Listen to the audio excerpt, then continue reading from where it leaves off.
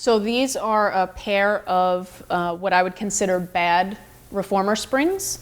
If you look at the one to the right, you can kind of look and see that the coils, they all look fine. And as you get to the length, you're like, oh, this spring is absolutely fine.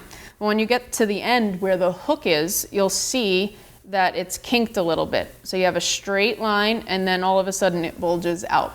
And so if I were to pull on this spring, you'll see down at that bottom that the coils of the spring actually separate quite a bit more than the coils above it.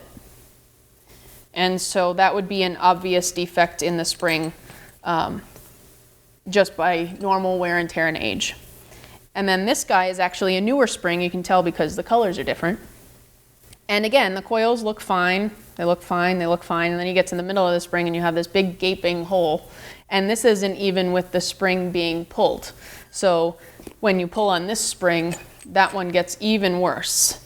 And all of the others look fine. But if this spring were to break, that's exactly where it would break. It would break right at this coil under tension. So these are the things that you want to look out for when you're looking at reformer springs. And you have to get underneath your reformer to look at these springs. You can't just always tell when you're looking at them from the top, because both of these defects on these springs would have been underneath the carriage and you wouldn't have been able to see them. So now we have a pair of rollback bar springs. And these are from two separate instances. These didn't happen together. But the one on the right actually looks like a perfectly good spring, but it's been used so much that it's actually basically a slinky. So if I were to lift this spring up, it won't hold its own weight, whereas a perfectly good spring will stand straight up and won't bend like this. And then the one on the left, while it does hold its own weight, has many kinks in it.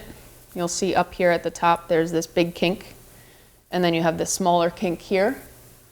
And what actually probably caused these two kinks was the fact that the other side, the hook broke off. And this happens quite a bit with rollback bar springs because the snap hooks get caught in the coil just under normal exercising. And so you always want to make sure that the hooks on your rollback bar springs are not kinked or warped in any way. And this is a push-through bar spring. This side is the bottom. So this is the side that would actually attach to the Cadillac. And this is traditionally the side that has the hook on it that you would attach to the push-through bar. This spring has been used so much that it doesn't hold its own weight either. And it's fatigued so much that the coils have separated permanently. And so you can push this in and out like like a spring would. And as you pull on the coils, you'll see that the top part up here separates quite a bit more than the coils of the remainder of the spring.